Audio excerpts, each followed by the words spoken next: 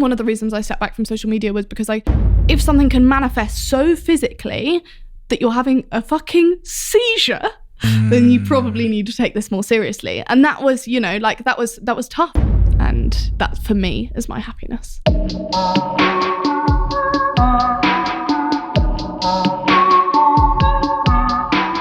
Grace Beverley, CEO, founder of 2 multi-million-dollar companies.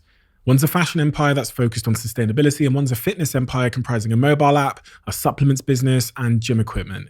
She did all of that while studying and graduating from Oxford University, while growing her online channels to millions and millions of followers, while writing a book, and while dealing with all of the things that every other Gen Z person has to deal with at the age of 23. 23. And on the surface, it's easy to understand, while looking in, someone might love to have Grace's life. But as you start to peel back the layers, as we do in this conversation, you begin to understand her obsessive attention to detail, the weight of her workload, and the personal cost of her accomplishments. And you see the impact that those things have had on all parts of her life. And it makes you reconsider. Despite all of this, she's persisted. She stayed true to her values. She's doubled down on the things she loves the most, and she's cut out some of the things that no longer serve her. She's learned lessons that most of us would take a lifetime to learn. And she's 23. It blows my mind. Without further ado, I'm Stephen Bartlett, and this is The Diary of a CEO. I hope nobody's listening, but if you are, then please keep this to yourself.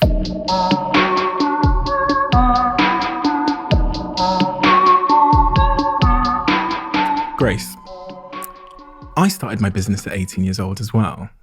You faced a different set of challenges. Not only have you started your business at an incredibly young age, or at least you got into business at an incredibly young age, you face a set of challenges that are even alien to me, in the sense that you are a woman in business. You are taking on various industries that don't want to be taken on, and that really are sort of incumbent monopolies in the space of fast fashion and fitness and those things. I guess my first question is, why did you choose business, and what gave you the confidence to pursue a career that's filled with so much uncertainty at such a young age? I think people often assume that the first part of it always has to be a kind of, I'm going to start this, I'm going to do this. And I think that mine absolutely wasn't that at all. And I think that that's what often makes me kind of question, the amount of things that have had to fall into place for this to happen. And of course, there's hard work in that, but there's also so many other things that have had to go right. So for me, as I kind of said, when I was 18 and doing an internship at IBM, that's kind of when I started, and I just started I essentially started monetizing something that should be monetized. So it was content I was giving away for free, and then I was going to do lots more of that. And so I decided to monetize it via an ebook. And then, the next year I did more of that. And then then it started picking up momentum. I started doing different products. And I think that's, I guess, often not seen in the way that business is represented. It's kind of seen as like a eureka moment. Then you go and do it, then you put it into action, then you fail once or twice, and then you get it. Mm-hmm. And that it was far more gradual than that. And I think that probably over the past, so it's been 5 years since that moment. I'd say 4 years since the business Shreddy that it is now has, I guess, was founded. And in that time, probably the first 2 years were incredibly gradual, very much a kind of residual extra income, rather than kind of this big, like, these are my goals, this is going to happen within this time. So I guess in that it's been a gradual process, I think the confidence has gathered through that. And a lot of the time I haven't been confident enough to do that, but have, I guess, just done it anyway. So, yeah. When I did kind of my second set of ebooks, which was in my first year at university, that was literally because my student loan didn't come through. Like that was the only reason. So as in, I don't think it was necessarily a confidence thing. I think it was more, okay, like what are we going to do in that situation? And then putting that together and then being able to, leverage a platform to be able to monetize that. So, and then from then onwards, obviously it's been very mindful. It's been very kind of strategic, and that's how it's happened. But I guess the answer is that the confidence hasn't always been there. Sure. And it hasn't always been a kind of, I'm going to take on this industry. Sure, starting Tala, that was. Mm-hmm. But the rest of it, a lot of it has been gradual. A lot of it has been this kind of more just a cumulative, making one decision at a time. Mm-hmm. which is, I guess, what I kind of try and show as well, so that people can know that it doesn't always need to be this one big decision and this one big business that's going to be the biggest business in the world. It can just be, you know, something that you're just doing in that moment. The world has changed recently over the last 12 months because of the pandemic, and a lot of people have lost their jobs. And so freelance websites and entrepreneurship has now become more in focus as people are trying to find ways to give themselves a little bit more stability in their income. And when I speak to my friends that are, you know, your age, 23 years old, right? 24 next week, the week after, sorry. Or who are younger, 18, 19, or even older, everybody seems to have a business idea. Yeah. And I'm sure you're bombarded with DMs like this, right? Everyone has a business idea. There seems to be this barrier between the idea and taking the first step, like making the Instagram page. And is the barrier between that, is it confidence in your view? What is it? I think it's probably specific to the situation, the person, the circumstance. So, you know, when I was at university, I think that there was something that came together to make me do that. But I was also at university in a place and in a time that I could take, I guess, a risky decision in terms of how I spend my time, in terms of what I'm putting together. I guess I wasn't doing a part-time job at the time that I could have put into that. And so, you know, part of it is circumstance in the way that a lot of people don't necessarily have the backing to put behind it, or it might be the time they can put into it. You know, lots of people are working 3 jobs just to make ends meet, and therefore, you know, you might have an idea, but actually being able to sacrifice the time spent doing that isn't an option. And I think a lot of the time as well, I think it can be confidence out of that circumstance. It can be, or outside of that circumstance, it can be, you know, should I be doing this? Why should I be doing this? And I think that a lot of the ideas that I've had, you know, I'm sure you'll have the same, like there'll be ideas that you have kind of the whole time, and it's choosing the right ones, and it's being able to test it. I'm sure if I tested out my first, I guess what has turned into Shreddy now, if I tested that out, you know, even more gradually, or if it hadn't worked or whatever, I don't know how tenacious I would have been in terms of actually making that happen. And as I say, it's been like an accumulation of that confidence and actually testing things, realizing they work, and then replicating that. So I think we can't necessarily blanket apply it to everyone and be like, it's because of this, it's because of this. But I think that, you know, probably the biggest factors will be circumstance, confidence, and yeah, I guess there are so many things that can stop you, but there are also so many things that can enable you to say, okay, well, this is this. I'm gonna make it happen, or I'm gonna take that leap, or I'm gonna at least do the background work, or do a survey to see if my product would be liked, or whatever it might be. I think as well, people looking at you or myself that have achieved things in business will see this very polished product, right? And they'll think, well, I'm so far from that, so I'm so far from being capable of what that person has achieved. But as you've described that, which I think is so powerful and important, for you it was taking one step up a very, very 1,000-stair staircase at a time. And as you say, when we look at you now on step 934, we think, oh my God, like, you know, you probably get this comment a lot, right? She's like, you must be so proud of yourself. Yeah. Which is like, well, it's been one step at a time. So, you know, and I think you can be proud of the steps along the way, but I also think that I look back at some, not necessarily some products, but, you know, some branding, some content, some all of that. And I look at it and I'm like, and it was crap. What the fuck is that? Like, that is awful. Like, as in I would scroll right past that, or I wouldn't, you know. And of course things have changed, people's like taste have changed, and all of that kind of goes into branding and product and all of that. But there was something, you know, I've sold everything from, you know, like t-shirts to notebooks to like whatever it would be. It's not everything that's accumulated now is the good things that have then been replicated. It's not everything gets kind of replicated and then, you know, you see all of the end products. There have been some things that never ended up as an end product because they were so shit in the first place that they were never, you know, they didn't deserve that extra time on them. So I think you're completely right. There is this kind of, and I think it's also perpetuated by, you know, unknowingly, often by people like ourselves. So, you know, like I think I look at the stuff I share and I look at it and I'm like, God, I'm so much more likely to share if it's this, or, you know, if this product worked out well. And subconsciously, because there was an end of that journey, we don't necessarily say like, oh, this was the thing that actually went really wrong, because, you know, it's embarrassing. Like, you don't want to share that, you don't kind of think to, because you don't think of the kind of like pride in the journey that's got to that point.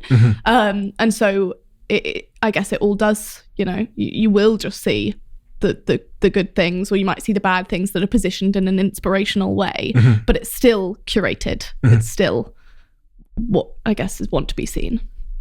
And to my other point about being a woman in business, that comes with a whole unique set of challenges. You know, I've heard you talk about being underestimated, not taken seriously before. Speak to me about some of those challenges that I wouldn't even, know about. So I think first, I always also think it is important to preface this with the fact that, yes, I'm a woman in business. I'm also white, able-bodied. I was privately educated. I went to Oxford, a kind of huge list of things that need to be, I guess, contextualized, sure. Which I've always thought is important. And I think that it's, I won't face half the challenges that a Black woman would face in the same position. I think the challenges I do face are, they are kind of often, and they have to be worked through, I guess, and that's been, a journey. There have been, people who have wanted to work for the businesses who clearly won't accept the fact that, this, I'm not the face of it, like I am acting CEO and, I do X, Y, and Z.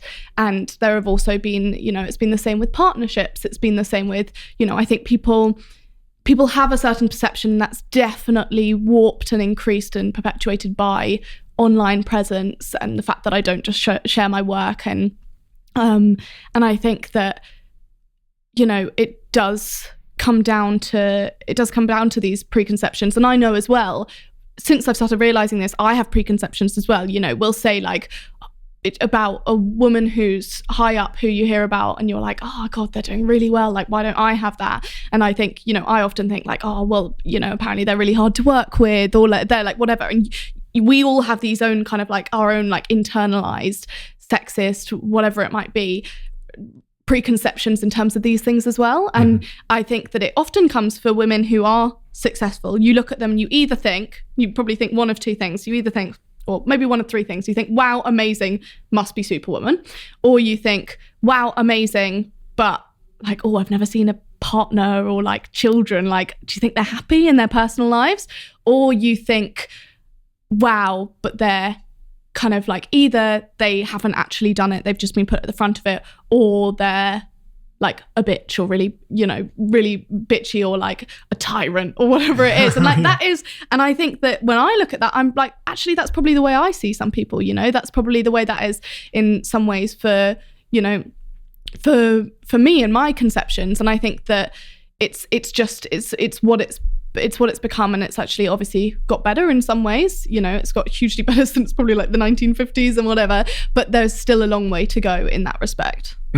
When I knew that we were going to be having this conversation, I looked into the general sentiment around your brand, and you've got a hugely engaged, wonderful community of people. You've got this, this true, like I'd call it a fan base or supporters that understand you, and they get you probably because they followed you for a long time and they followed your vlogs and they like know who you are, right? And then, as is the case with pretty much every successful person I've seen, there's also the antithesis of that. There's the opposite. There's people who, as you said, will try and highlight reasons why you maybe don't deserve to be where you are. You don't deserve credit. This is something that most of the guests I've sat with have faced to some degree.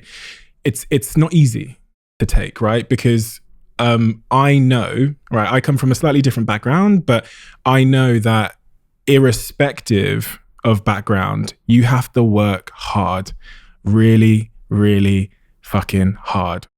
Be honest with me, how does that feel?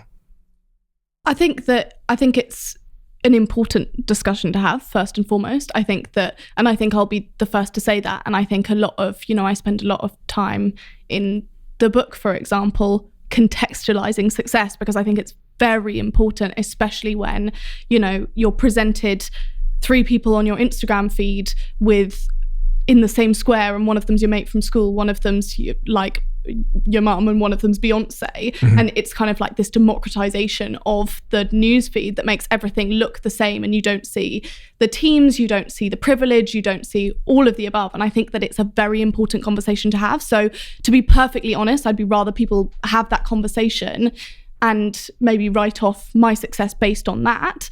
I think that I think also, aside from that, I do think that, you know, a lot of the people who do follow me and have followed me for a long time know my work ethic, and they know that I work hard, and they know that, you know, often that's been an unhealthy amount. You know, I use work as a coping mechanism. So it's been through the worst times of my life. That's what I know I can do. And that's what I throw myself into. And I think that I'd rather that conversation be had and me be able to know in myself why I've been successful and how I've worked.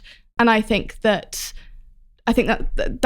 you know, I guess first and foremost, that's important. And that's how I'm able to, I guess, push through and be able to do what I do, is because I know why it is. I also know that there have been things that have helped me. And then, you know, I guess that doesn't matter. I guess the important thing is that we're able to have the conversations and able to, like, I'm able to know as well. In myself, I know. That's a very mature position to take. I've got to be honest. It's a very mature position to take.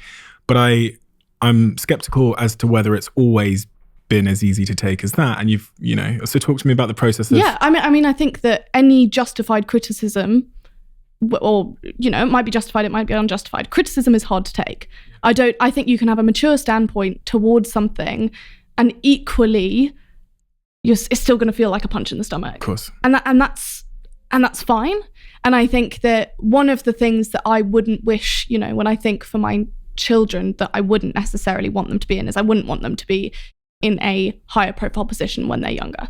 And because I have this whole chapter in the book, which is essentially I guess probably like the most honest I've been in a long time, because it's, you know, as I've said, there's no instant feedback loop.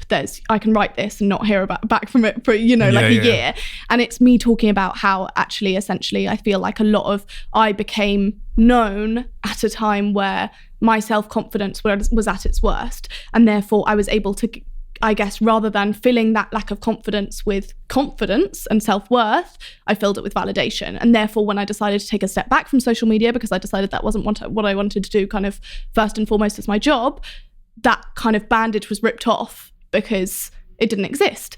And that's when I realized that, you know, these things are the things that we need to be able to deal with, and we need to be able to, I guess, cobble together to be able to, you know, no matter whether this person thinks X, Y, and Z about yourself, how much does that matter? If it does matter, and if you do think it's wrong, are you going to do something about it? And can you still get on with your day, essentially? And I think that there are people who are amazing, who I see on social media, who I wouldn't give a single criticism to that I can think of, that I'm sure get the exact same thing. And there are people who've been to hell and back and get the exact same thing. And there are people who actually have done, you know, have lucked out and get the exact same thing.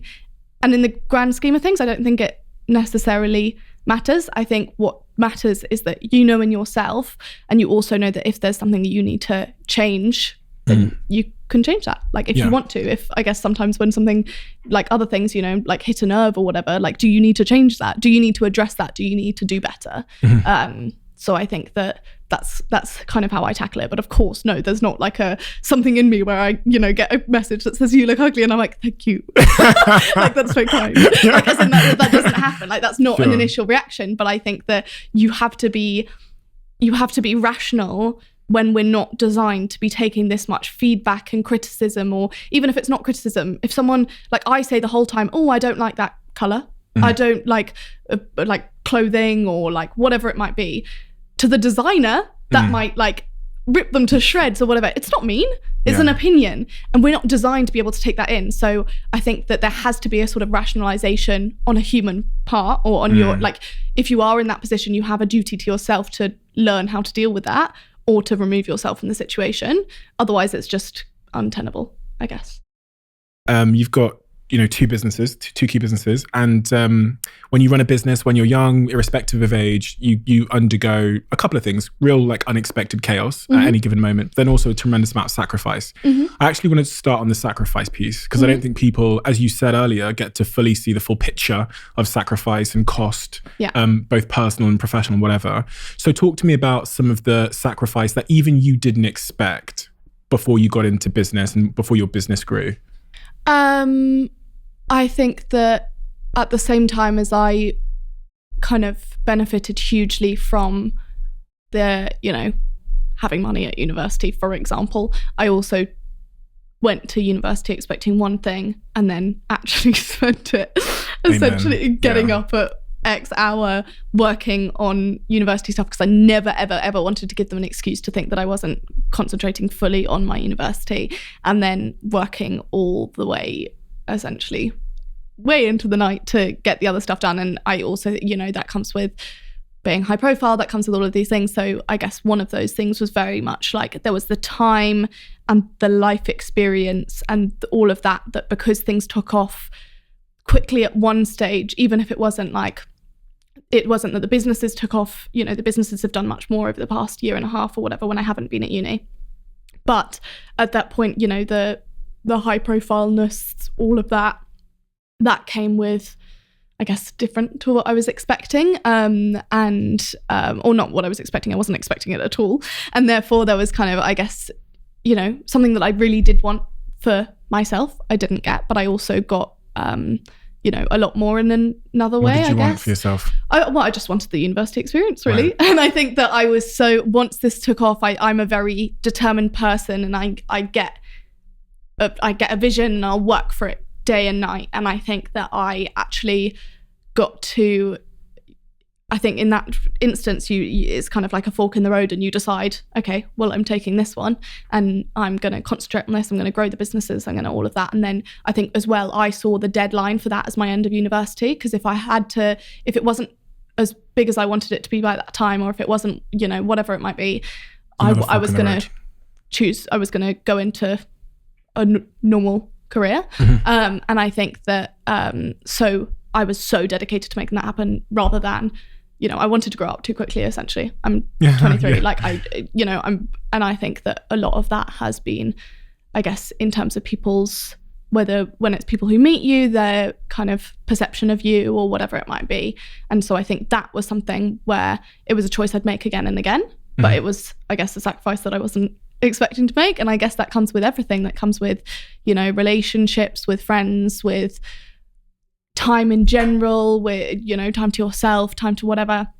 I think having a business in a way, and I'm sure some people will disagree, but having a business in a way is like having a baby, and you can't just like up and do whatever. You can't say no when a crisis comes in at 1 a.m. You can't, like, that is what it is. You get all the other benefits with those conditions. Exactly, yeah. And so I think that, you know, that's kind of a constant one. Like, you can't say, oh, I'm going to quit this and go and do this for 2 years, because especially when you've got X amount of people working for you, you've got all of their salaries, you've got all of their pensions, you've got, you know, like, it's a huge responsibility. And the buck stops with you, right? Yeah. And that's, you know, it's an important one. Sometimes I reflect on the business journey and just how, like, obsessive it is and all consuming it is, and I think it's a bit of a disease. I'm like, why did I choose this to, like, it's almost like masochistic. Yeah, it like, is. Yeah. Because obviously it's got the most amazing benefits, but it is also like, I remember my friend, I can't remember, I think we'd agreed to just lockdown things. We'd agreed to watch a movie on a Sunday night, and then the Sing came up, and I was just like, you know what, I'm gonna do this. I'm just gonna work harder, so it's just gonna be easier for this week. And it was like tiny sacrifice. And my housemate turned around to me and she was like, what is the point of you working this hard for this many years if you can't watch a movie on a Sunday night? And I was like, yeah, fair. Like, as in like, you're not wrong. Like, I'm still gonna do it, but, like, you know, you're not wrong. Like, it's. What is the answer to that question though? So say, because I've muddled over this as well. If I'm working obsessively every day, at what point is enough? Yeah. When does it end? I think that it all comes with what you want. And I think that, you know, I've listened to you before, and I've listened to you kind of saying that, you know, there came a point that you realized that it wasn't about money. So, like, what was it about? And I think for me, there's the kind of aspect of it's for the businesses, and I have these really clear dreams for the businesses that result in dreams for me as well, sure. But I think that is, I think I'll come to a, you know, if I decide to sell a business or whatever, I'll come to that road there where I'm like, okay, what is it for now? Mm-hmm. And I think that knowing myself anyway, I know pre-business, post-business, I'm sure I am like that. Mm-hmm. So whether it's this or whether it's something else, or, you know, and I hope I can channel that into something else at some point that doesn't require every inch of your being. I know I'm like that. So it's kind of like, yeah, sure, it might be for nothing, but I'm going to do it anyway. Like, there doesn't need to be reasoning behind the fact that this is how I am.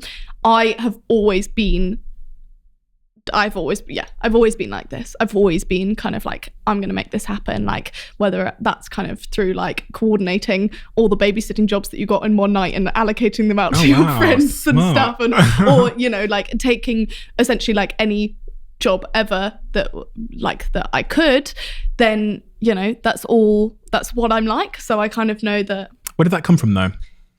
I think probably a few things. I know that everyone in my family is a very hard worker, and that is it's kind of almost like an anxiety to do well, even though like my parents were not pushy at all. I think people assume, you know, especially if you go to Oxford or like whatever, but the least pushy people ever. I think that actually I kind of was discussing this with my sister the other day. I was like, where does it come from? It doesn't come from our parents. Like, it comes from them clearly because they had it in themselves. But, you know, like both my parents had careers when I was growing up. I lived with my mum, just me, my mum, and we had a tenant who lived in my mum's house, and my mum was working pretty much all the time. Incredibly, like, I respect her so much for it, because I also never grew up thinking like, oh, it's weird for a woman to have a career and have 4 children and like whatever. She just, you know, she worked all the time, and she loved it. She loved it, and she gave her like everything to it. And so I think I spent a lot of time kind of in that situation, knowing that I also wanted to love what I do. Mm-hmm. And I think there is this misled like perception that, you know, like, if you love what you do, you'll never work a day in your life, blah, blah, blah, blah, blah. But I also think that there is this, like, it's a flow state, isn't it? Like, you have something that matches your challenge and your skill level, and you get more fulfillment than you'll get from anything. And I think I remember saying it like, I think it was like when I was like 15, 16, and I would take like work experience from anyone every single holiday and every single school holiday. And I remember my teacher saying like, you should probably choose one of the avenues and then you can do like more within that or something. And I remember just saying to them like, I'm so terrified that I'll be stuck in something that I hate. And it was like a constant like, and I don't think it's necessarily good. I don't think it was necessarily healthy. I was constantly so terrified that, you know, the same was for university, the same was for whatever. Like, I didn't get into Oxford the first time I applied. Really? I went again. Like, I literally, that same day, I went online and I found out what I could do for a year that would earn myself some money to be able to not be, I guess, studying that year. And went to and applied for the IBM Futures Scheme, which is the one they do for gap year students, that literal same day. Wow. And then applied again the next year. And like, as in, I'm very like that. It's very set on kind of one thing. And if that thing then doesn't work, I either want to do it again. Like, it's really clear to me. I either want to do it again, or I'm like, that wasn't right. And then I move on. Mm-hmm. But I know that I'm very straight out and very like, I will not stop until I get it right. What's the going back to the business and the chaos and the sacrifice, is there one day in your business career over the last couple of years which was your worst day? I mean, or your toughest challenge? I think my toughest challenge in general was, there was this stupid time that I'm constantly praised for, that was the worst decision I've ever made in my life, which was that I was coming up to my university finals.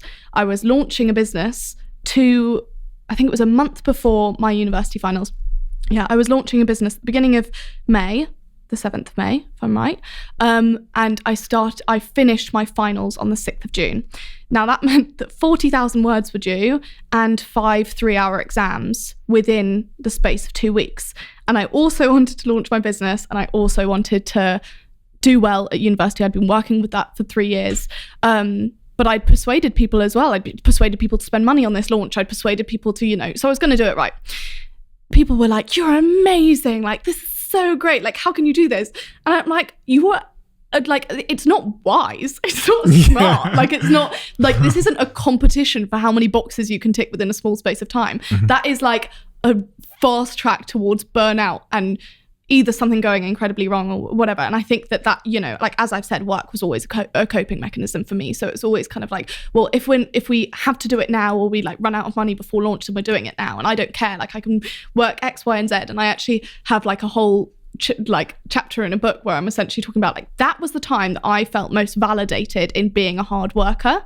And I felt like, because I was in the library at 3 a.m. and I was also on the phone with the suppliers at, you know, 7 a.m. the next morning, and all of X, Y, and Z, and people could see it, and I was living it. I was like hustling the hustle. And that was when I was like, wow, like, this is it. Like, I am the hard worker, like, with capital H and W, and like, this is me. And I think that is like, that kind of like sums it all up in the way that was a huge challenge, also an incredibly unwise challenge at the time. And yet, why did that feel like the time I was doing it right? So that's a lot of what spurred on essentially why I was writing the book, because it was kind of like, how can that be the epitome of hard work when that is also the epitome of not being productive? Like, that's like completely unproductive, and not useful for anyone. You're not going to be nice with the people you deal with at the time. You have a higher chance of actually like messing things up and all of that. And yet, why was that the one time that I felt like truly validated for what I was doing? And you were broadcasting that? And I was broadcasting that, and there'll be people, I'm sure, who see me now who are like, but she, you know, did this and that. And like, yeah, sure, I work really hard. I really do. But there are some things that it's kind of like, I address that. And what, like, as I said to you, while I was writing the book, there were so many things that I noticed. I was like, I'm the problem here as well. I perpetuate this. How can I criticize a culture, the hustle culture, that I benefit from at the same time? How can I do that? And I think that that's what made me, you know, that's why I say that this book was such like a soul searching process for me, because I was like, you know, what is that? Why is that? Like, is that because I need the validation? Is that because we all need the validation now, because hard work has become so unobtainable, because it has to be doing this job, that job, like everything in between, also being amazing at self-care, also doing like X, Y, and Z.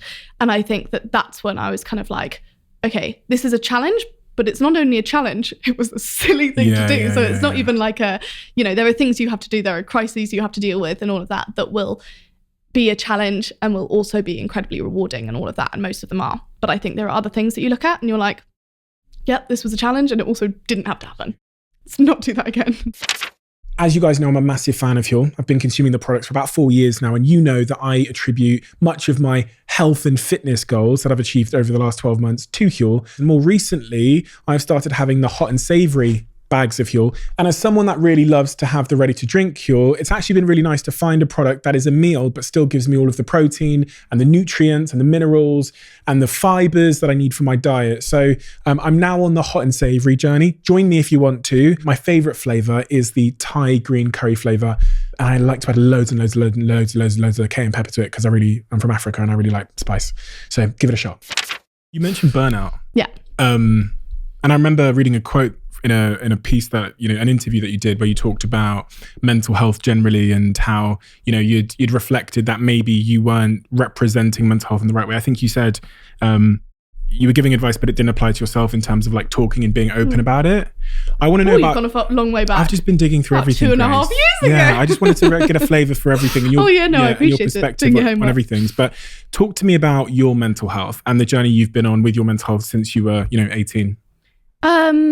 Well, as I've said, I think probably one of the reasons that I think you know, in that post, to give context, I guess I said that I am one of the biggest advocates for people talking about their mental health. We have mental health days like within the company, like, you know, you can take days off and you can literally just take a duvet day, and it could be because of your mental health, whatever it might be. And I'm the biggest advocate for that and talking about it and everything. And then as soon as it came to me, no.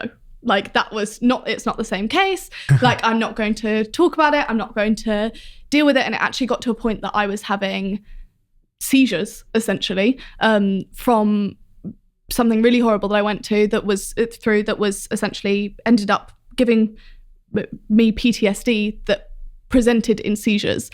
And obviously I was having symptoms up to the point of the seizures, but I only took it seriously when it was a physical symptom.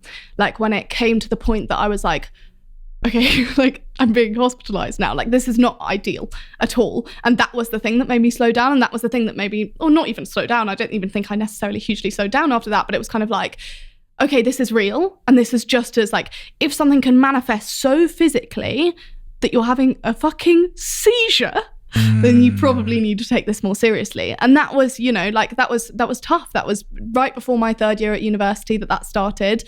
And everything up until then, like I think I have this like really toxic mental health attitude within myself that doesn't prioritize it, that kind of sees it as weakness, even though that's the last thing that I'd see, you know, in any of my friends who suffer from depression or anxiety or like whatever it might be.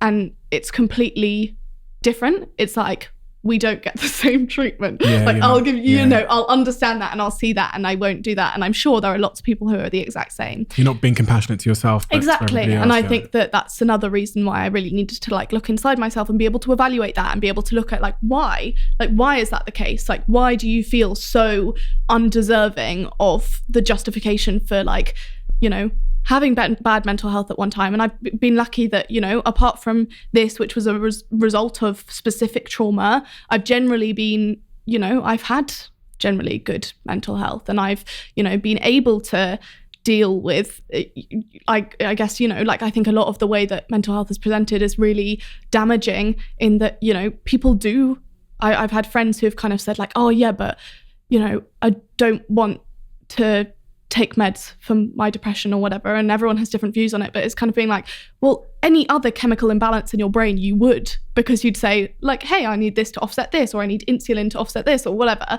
And yet it's like it's you know, what's she called, like Mrs. Trunchbull, you know, from Matilda, that you like have in your brain that's like, you do not like get this, or like you do not like deserve to have that compassion, or whatever it might be. So I think like I've had and I think what's so strange is that I don't know about you, but I'm able to talk about mental health really openly. And I literally so I thought it was really important for me to, I think as a business owner, I think it's probably important for probably all, I mean, I think it's important for everyone, but for business owners, I think it's important for everyone to get therapy, because you're not meant to go through that much chaos all the time. Like you're not meant to have 3 messages a day that could kill your business. And yet you do. And you're like, and then you're like the next, like 15 minutes later, you're like, so what's next? Like as in you're fine. You get like programmed to get up again. As like second nature, and then you never deal with things. So I kind of decided, I was like, I'm just gonna have it once a week, and it's just gonna be literally like an offload. And then I sat in it for kind of like 2 months, and I was like, I haven't cried yet, and I'm a crier, so I'm clearly talking about my mental health stuff as if I'm doing an interview, and if I'm like, you know, just able to talk about it like, yeah, like I think it's important, and like this is, and it's like, this is everything that's okay to talk about, this is everything that's not, and I won't address that. And I think that that's something for me to, I guess, to deal with. And I think that the important thing is, as an owner of a business that has people within it, and you know, and as someone with a platform and all of that, all of those things make it really important for me to treat mental health properly, both for myself and for other people. But I don't think I do. But you are setting a really you know, what you said there about being a business owner and it's important for you to get therapy. One of the other points that I think of good that you'll be doing by doing that is you're setting a precedence for all of your employees that even me as the boss, you know, and that creates a safe space for other people. In my business, it was the same. So we made mental health therapy opt out. Yeah, I saw that. Yeah, so like, and it meant that the men who were hiding in the back that didn't want it to be tough guys or whatever, you know, I was going, and I told the directors of the business, my co-founder, to go as well. And that week, my co-founder Dom said he got something like 11 messages from men in the business that had been suffering from mental health, but just had never spoken about it. And he became like the de facto male therapist in our company for that reason. What I wanted to go back to you on is the point, you know, you talked about this build-up that you had, which culminated in you being hospitalized with your mental health. I had a guest on the podcast a couple of weeks ago, and she's a kayaker, and something changed in her life, and it meant, and she wasn't listening to her body, and ultimately she ended up getting chronic fatigue syndrome, where she went from being a kayaker that could kayak for 2 hours to not being able to lift up her hands. And she said, there were these warning signs in my life that I just ignored until my body went, listen, if you're not going to listen to me, then we're shutting down. And it sounded very similar to what you were saying. So my question is, what were those warning signs that you were in some respects, by the sounds of it, ignoring?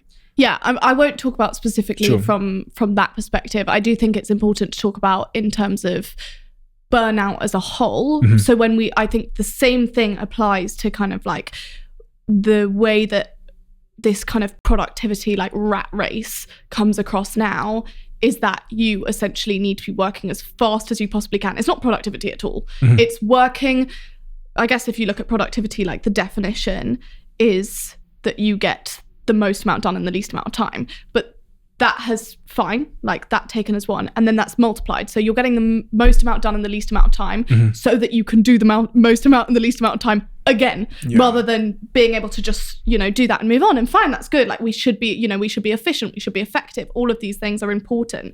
But I think that, it's also the equivalent of expecting someone like that, or a marathon runner, ultra marathon runner, to sprint for the whole marathon. Like, it's ineffective. They're not going to win. They're also probably going to get injured. There's nothing beneficial about it. And we see it from a physical perspective, and we completely ignore it from a mental perspective or from a work perspective. And I think that that's why it's so important to talk about, especially you and me, people who are essentially will be seen in some way as like what hard work looks like that results in success, or whatever it might be.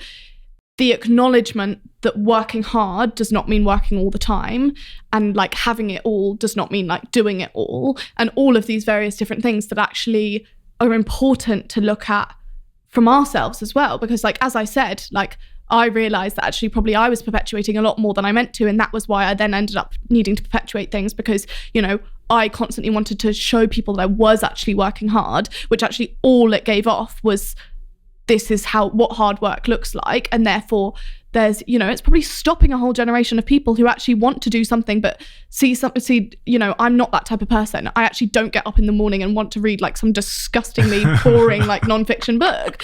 And like, but actually being able to acknowledge that and find some middle ground and find some realization that it doesn't all, like, it's not going to be the same for you as it is for someone else. And the same goes for hard work.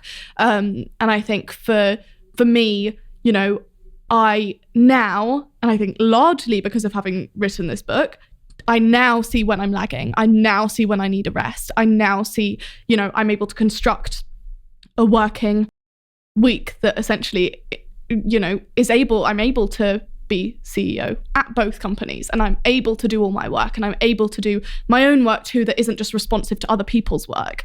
And then I think, and I'm able to culminate that in a way that is, I guess, a livable way of me working. And there have been times where it's not that. There have been times where it's, like hell to leather and doing everything possible, but that's a needs must amount of time. That is not representative of what hard work looks like. And then being able to recognize that within myself and say, like, that's okay. Like, you're not weak because you have to sleep. Like, you're not weak because you have to, like sit back sometimes, or your creativity just isn't coming out.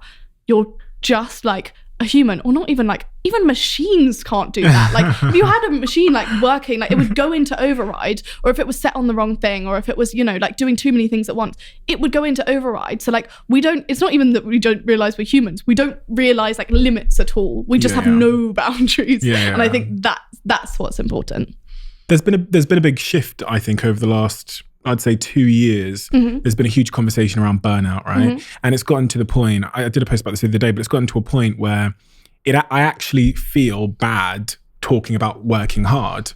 And I played around with that idea because on one hand, you can be deceitful in the sense that you say, like, I work 24 hours a day and I never sleep. And on the other hand, you can be really deceitful in saying, listen, hard work doesn't matter. Self-care and like, sit back and put on a face mask. Yeah, and but like, I don't want to lie to you. I still work really hard, but obviously there's nuance and balance, and sometimes I don't have good days. And sometimes, but I don't know anyone that's really successful that doesn't work hard. I don't know any athlete. 100%. So I think what I even realized that was after I kind of went through all of this like self-discovery and writing the think pieces and all of that, and then I sat down to write the productivity method, and I was like, I feel like Gordon Ramsay telling someone he's like an idiot sandwich. Like, I literally feel like I'm being that harsh just because I'm telling you that actually if you want to get that done, you've got to get it done. And like, I think that's why the whole reason I repositioned it, rather than, it's not just because as soon as you're that, then you're equally as harmful in the perpetuation of like self-care culture that now has these knee-jerk reactions that's either like it's like a cult and it's like this wellness thing, or it's like a waste of time. There's like a middle ground, like that is important for everyone, but it doesn't just need to be kind of like, you know, like face masks and everything. It can be, it has to be like part of all of it. So yeah, you might work till 3 a.m. from 6 a.m. every night for a month. I would argue that that's not that possible beyond that point. Like it might be, and you might be an incredibly hard worker, and you know, like, and I perceive myself to be. But you still, at the end of it all, you still need rest. And yes, you're completely right. There's no glory and no kind of benefit in also perpetuating the other side. You know, sometimes self-care is the most productive thing you can do, but also sometimes productivity is an act of self-care. Like you need to, it's self-care to look at that project that you've been putting off for 3 weeks for the 50th time and actually get it done. That's self-care. Like that isn't, it doesn't have to be, you know, this, that, or the other. It doesn't need to be compartmentalized into like, you know, some forms of work are self-care. Some forms of self-care are like, what, you know, like it goes both ways. And I think that that's what's important. I think it's rather than choosing one or the other, it's just real. It's like being realistic and being, you know, you don't always need to be like disarmingly like, I've had a bad day today. Because I also feel in the same way, like, I can't be asked to do that the whole time. Like, I don't, like, when I've had a bad day, I don't instantly think like, I will get the reward from being vulnerable by sharing this on social media. Like, that's not my instant reaction. But at the same time, there is an importance. And I do think that people like us also have a duty to be able to share both sides. Even if it's that being like, you know, like I was up till 11 last night writing a crisis plan for something, like, you know, like you constantly have these things, and it's like, and then like, so there's just so many different types of, I guess there are so many different angles to it, and as long as there's kind of a more realistic thing, as long as you don't feel weak to say that you sleep or whatever, and you also don't feel like you're being like really mean to say like you have to work hard to do well, both of those things are wrong. So like there must be a middle ground. And the left side you speak to, I'm just calling it the left just because it was the left. I raised my left hand when I described it. I'm not saying it's the left, but it is. Is like I've always considered myself to be more left than I am anything else, but I felt somewhat alienated by this kind of lack of personal responsibility, blame someone else, pessimism, culture that's emerging from that side. And I, in some respects, as someone that's been a social media seer for about almost 10 years, I understand the algorithms will create echo chambers and they'll reinforce things, and they're actually polarizing us to be the right are more on the right and the left are more on the left. And my point here is that I like to be a bit more nuanced. I don't think binary solutions to complex problems ever make sense. Left, you know, rich, poor, black, white, left, right, whatever it is. And I posted something about personal responsibility and being grateful and things you can do if you're feeling bad. And there was a lot of people that said I was, and I actually take this as a compliment, they said I was toxic positive. And there's this whole new phrase now, being too positive, being so positive that it makes people feel bad. And I don't give a shit, right? Like, if we're I also think we have toxic things within ourselves, and that's like, what's if you toxic tell, negative? but also like, you can tell me I'm toxically positive, and I like, so for example, like I might be the same in that I know that, you know, I would consider myself probably like a realist. Like I wouldn't consider myself like a constant optimist, but I also know that like my coping mechanism for anything going wrong is to make something else go right. So if that needs me to work hard, if that needs me to push completely into work for 40 days and 40 nights, then like I'll do it. But I think that, you know,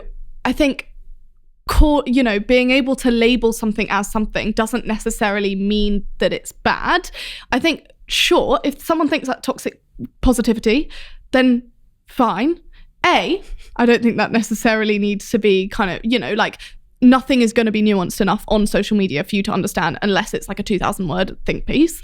But I also think that like these things exist. Like we all know some of these. Like I know that I have bad coping mechanisms in some way. I know that. I don't need anyone else to tell me. Or if they do, like it's fine, but it doesn't like there's no benefit here. Like you're still going to think that way, and therefore if you're sharing more of your thoughts, it's still going to be like that. You might be toxically positive, but that's you know, that's you. And that's what you're also going to say. And like, that would also be, you would also be lying to then say, okay, well, I'm going to make this more realist, and so I'm going to do X, Y, and Z, and I'm going to put that out there. And then there are going to be more people who say the other side. So it's like you can either spend your life like swinging back and forth between like what people perceive to be right, and you're never going to get everyone because obviously, as you say, it's completely polarized. Or you can kind of be like, yeah, you might not like this. My whole stance is like, I've read a lot of stuff about psychology, studied psychology for a little while. I've had my life experience, and if you follow me, you're here to get that stuff. And you don't have to agree. You don't even have to like it. And there's loads of other, and I think I did a story the other day being like, there's loads of places you can get like fluffy, face masks, so the answer to everything stuff. It's just not here because of my lived experience. And I understand I have a bias because I'm an individual that's had an individual experience. When I was stalking you online, Grace, I found it really hard to find a boyfriend. I was looking a lot. Like I was like, I found like, I was like, fuck it, we'll try Google Images. I was like, these are just friends. And then I was like, yeah, I mean, I don't think anyone will find a boyfriend probably until I'm maybe married with kids. That, I mean, as in, this not is a that there won't be one. I'm not. It's not. There's a boyfriend there because I read some stuff about you meeting this guy when you were like 15 and then you. Oh, no. There's not a boyfriend there. Oh, there's not a boyfriend there. There's not a boyfriend there. But there's never going to be a boyfriend there for people to see. Right. But yeah. Being young, being successful, being a woman. I know where this is going. Yeah. So maybe I don't have to ask the question. I'm just saying, like, I ask this question a lot of guests because I've struggled myself, right? So being young, you're a successful woman in business. A lot of guys, just going to be honest, would be quite intimidated, right? You don't have to answer that, but they would. I'm one of them, I'll tell you. Right? I'm not speaking from myself. I'm speaking from some insecure friends that I have that would feel intimidated by their partner who is a woman being successful. That's just, some men are insecure enough to find that emasculating. Yeah. Talk to me about the difficulties of having romantic relationships when you are young, you are successful, you are a woman. I'd say it's not necessarily what I'm concentrated on first and foremost. Okay. And just from like, I want to do lots of things before I concentrate on that. I also think that one of the things that I guess I found, because what you're saying is true. But I think what I find comforting in that is also the fact that like, I don't want to be with someone who finds that emasculating. So I think it's quite a good, kind of whittle down process. Yeah, nice. Because like, if you find it emasculated, like that's fine. In the same way as like any other thing that people might not like about someone, you don't want to be with someone who doesn't, like my work is the biggest part of me. That's really sad. It's not, but like it's a huge part of my life, and it will be. And I would never want to be with someone who thought that was any short of like great. And so it doesn't necessarily, I mean, maybe it will trouble me down the line, but currently it's kind of like, yes, I completely agree. I think people do find it intimidating and emasculating. I also think that that's kind of, as I say, that doesn't necessarily change anything because it's actually not, I would have no interest in being with someone who can be emasculated by that. So. And at this point in your life, do you foresee in the future at some point you wanting to be with a partner? Yes. Yeah. I mean, I think naturally, a lot of people, or I'd say probably the large, and I think that it's important, especially with women, not to presume, because I've made that mistake before. No, I mean, I couldn't have like one friend who I think of who I know she knows that she doesn't want to like ever have like a life partner. Like it doesn't make sense to her, which I think is completely, I think makes sense, but I think that absolutely at some point, and but I'm in no rush. I mean, I'm very young. When that day comes, yes. What are the difficulties you see in the current way that you live your life and forming a relationship with whoever this lucky person might be? I'd say the first problem is probably going to be closet space. I think in general. Why is Grace difficult to date, and why? Probably yes. You should probably ask a few people. No, I mean, I think that I'm an incredibly loving person, and I'm incredibly dedicated to the people I love. And that currently is filled by amazing friends and family and people I'm lucky to have in my life. And I think that will, at some point as I say, like that will absolutely hopefully be filled by, you know, that type of position. But I think that the difficulties would probably just, you know, be around understanding that work is as important as it is to me. And I think that, you know, like I've had relationships in the past, and that is, you know, like that does become a problem. And I also think that, you know, then you can't necessarily combat that by having someone who's the same, otherwise you're never going to see each other. Like, I think I probably, you know, would want someone who has the same values in that way, but there has to be like a kind of middle ground, or there has to be then, you know, some sort of way in which you will see each other once every 15 years or something. But no, I think the troubles will be around work, and they won't be around emasculation, because, as I say, that wouldn't be, you know, then there's no space for that. But I think, you know, in the same way as I'm able to be a great friend and family member and, you know, all of that now, it's to me, it's an extension of that. To me, it won't be, you know, any different. I know in my qualities, you know, I probably the part of the reason why that's not what I want now is because I also know that I care a lot about that. So, you know, if I am in that situation, I will give a lot to that, and currently I don't have a lot to give to that. So, you know, I think it's a prioritization for me, and currently that's not a priority. Yeah. How has running business and the way that people have treated you in business, especially being a young entrepreneur, and I reflect on this in my own life, changed you as a friend, as a person, you know, your patience, your snappiness, your tolerance? I think I'm a lot more, I think there's part of it that's actually quite interesting that I've been thinking more about recently, where if you're in business and you call the shots, how does that develop in friendship? So I've actually talked about that recently. I don't think I've had to grow in confidence to say, especially to, for example, men who have far more experience than me and are technically, you know, working for me. Like there's been a point where it's kind of like, can I say like that this is not right, or like whatever? And I've developed that. But I think, you know, I've now developed that well, and I don't think I have a problem with that now. Yeah. And therefore, I think that, you know, there's going to be part of that where you then, like, how does that switch off automatically the second you step through your door and you're with your family or your friends or your housemates or whatever?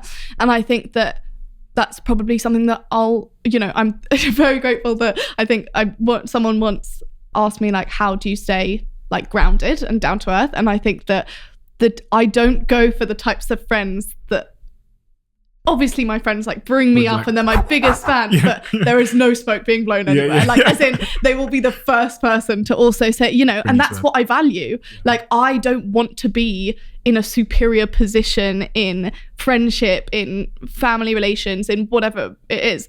And I will never be with the friends and family that I have. And I think that that's so important. And I think that can absolutely affect people. And I think that, you know, I've seen people then surround themselves only with people in their position or only with whatever. And I think that, you know, one of the most valuable things I have is that a lot of my friends are in entry-level jobs, and I'm able to see from their point of view what's the most frustrating thing about their workplace and not feeling valued or whatever. And I can make sure that I try for like my best to make sure that never happens for people within mine. And I think that so you can get those, you know, you get so many benefits from having different people around you. Primarily, like, no one is kind of there, as we say, blowing smoke. What about when the bill comes? Oh, well, first of all, you'll be pleased to hear that my friends like to go to very cheap places, which I also like. I love a, you know, nice dinner and a nice, like, whatever, but you will not, I mean, you'll find me buying a bottle in a club if it's one of my friends' birthdays or like whatever, you know, like I love treating my friends. I love taking them on holiday. Like I love, you know, but you can tell when that's someone who's there for that. I also have the large majority of my friends have been around me for a long time. And I think I generally trust myself to be a good judge of character. I've got it wrong before. You know, I've had things where I've kind of like taken people on trips left, right and center, and then you can tell that like that was the aim. But like in general, actually, you know, I have amazing people around me, and like I think I like to consider myself a generous person, and I want to, you know, do things like sometimes I will just be like, I'll just get this, or like whatever it might be, and I'm in a position to do that. And I think especially if, you know, they'll be a friend who's been asking for her workplace for a raise for 3 years and it hasn't even gone up with inflation. And there's kind of like all of the, and like there are ways that you could like, as in, help, and it's not compensating for that, but it's being able, like, you need to be able to be grounded enough and like whatever to be able to still be a friend to people who are in, you know, either a very different situation or like whatever it might be. And I think that I never want to lose that. So yeah, I'll buy nice things for people and I'll do that just as I would for anyone, like my sisters or whatever, if they need something. But it's not, I think I'll tell instantly, and maybe not, maybe I'm being walked all over by everyone, but I'm happy. So no, I mean, we find ourselves in the same position largely, right? And I think the interesting point is you've been successful and the people that you love, you want to share that, you know, you want to have good times and good experiences with, but being realistic, mathematically, they won't be able to have those experiences unless you create them, right? And so that creates a bit of an issue for you because you want to, you know, have good times with your friends, but you know that you're gonna have to create that situation, whether it's a holiday, and it's not a problem for you because you love these people and they're good people, but it can sometimes create. Yeah, of course. And there's I think also like the important thing because I know people who talk about that problem, but also they love the flex. So it's if you're complaining that you're always the one paying for the bill and you're also the same person saying for 3 weekends in a row, let's go to Nobu, or even one weekend, like, it was fucking expensive. Like, you know, like you're gonna, like, that generates a certain type of thing. And I think that, you know, that's not necessarily their fault then, but I also think that there's you know, if you want to be doing that all the time and you're the only person in that position in your friend group, then you know, there's a certain thing that's demanded of you. But I think like at the same time, like you can be a good friend and be like very generous and like I understand that I'm incredibly fortunate to be in my position and I want to get them nice Christmas presents and nice like whatever it might be, and take people on holiday, like if, you know, I want to go or whatever it might be. But I think, largely, it's not a difficult position to be in. Like, it's an incredibly fortunate position to be in, but there are things that come with it. And I think that, you know, thankfully I haven't been, I guess, like harmed by that too much. And I, you know, I don't want that to make me a bad person. And I don't think it sounds like you're keeping the right people around you. And that's probably the most important thing, right? People that will tell you when you're stepping out of line. Oh, trust me. Yeah. Exactly. They'll be the first person to be like, this comes across awfully. So bad. I'll be like, thank you so much. That's really good. Like, no more trips to Dubai, Becky. You guys will hear me mention a service called Fiverr quite a lot, especially if you follow me on LinkedIn and Instagram. And this has been another week where I've really relied on Fiverr to help me and to help our business extend our capacity. This week, we're having a newsletter website launching called mentalwealth.com, which is being developed on Fiverr. We're also using a freelancer we found on Fiverr to cut the edits for this podcast promo that will go on my social channels. And this is really the beauty of Fiverr. Even when I was a CEO of a company with 700 employees, or even now when I don't have a company and we have a much smaller team, there are still moments where we need to extend our capacity, usually because of, you know, we've got a sprint or a project to do in a cost-effective way. Thank you to them for sponsoring my podcast. And if you want to check out Fiverr, there's a link in the description below. That's Fiverr with 2rs.com/CEO. We talked a little bit before we started recording about working culture and how working culture has changed and how the pandemic has shifted things to being, you know, working from home. What's your take on working culture and how teams should operate and how your teams operate and stuff? So I've been reading a lot about this recently, actually. General things, you know, like rework, work rules, like all of those types of books talking about working culture. And I think that the main point of interest for me that I've kind of been exploring, obviously, has been the idea of working culture, but how we internalize it and how our lack of boundaries within this generation has meant that we have no boundaries between work or not work. So it's kind of, you can be working anywhere and everywhere. So when you're not, you've kind of internalized this idea that when you're not working everywhere and anywhere, it's the equivalent of like being in an office and taking a nap, like just because you're living your life.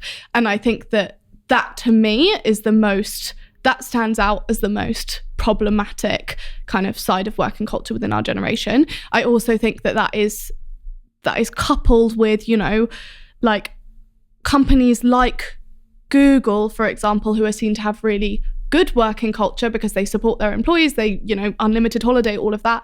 Some of that is also a thinly veiled way of making people work more because they don't have to do their laundry, they don't have to cook their lunch, they don't have to, they're not going to take any of that holiday if they're given unlimited, but they do feel valued, so they work harder, and I think that it's really complex. And I think that it's not necessarily like, I definitely couldn't deconstruct it as a whole, and I probably perpetuate it in some ways, but I think that it's important that we look at it more and more now. These boundaries are absolutely gone, especially, I started having some of these thoughts and feelings when I started working from home before we progressed to having an office.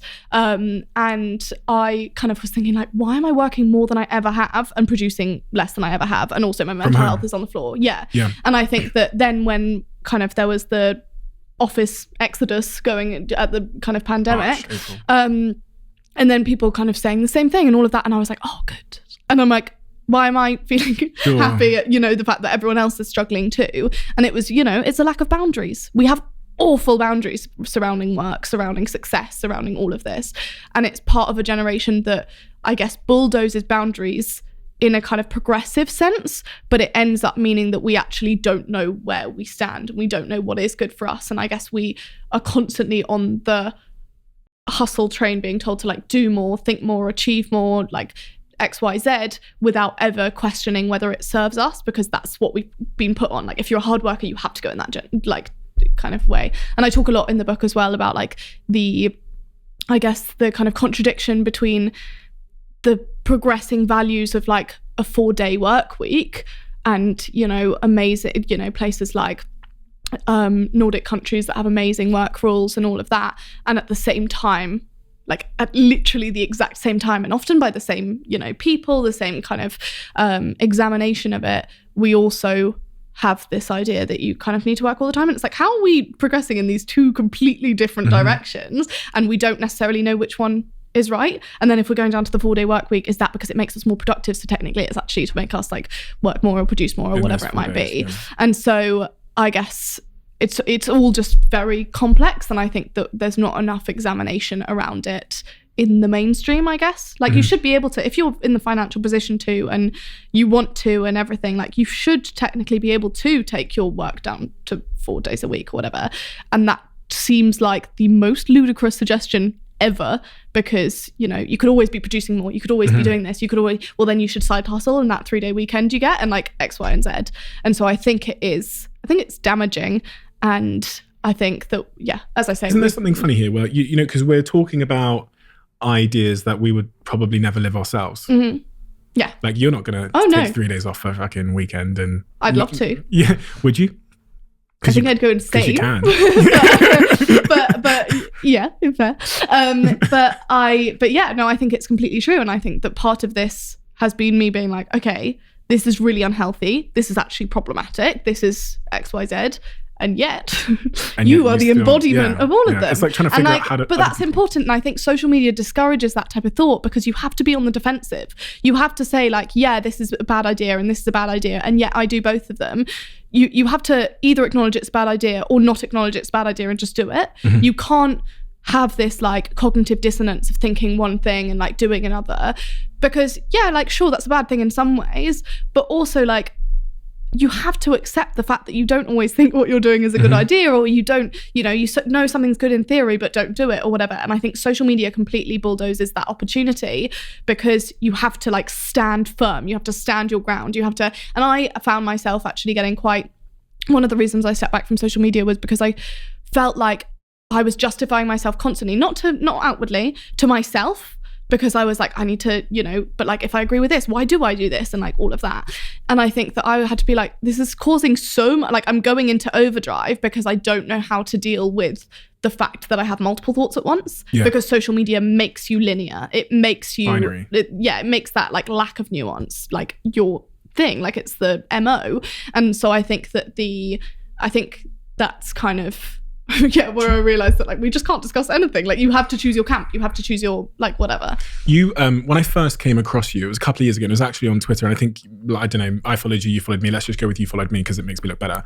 And I went on your profile, and I remember going down and thinking, here we have an influencer who actually like stands for something. And that was my only like real sort of that was my first sort of take on you. And then a couple of years passed by, whatever. And I wondered, as I was, going through some of the tweets more recently that were, people just talking nonsense, whatever.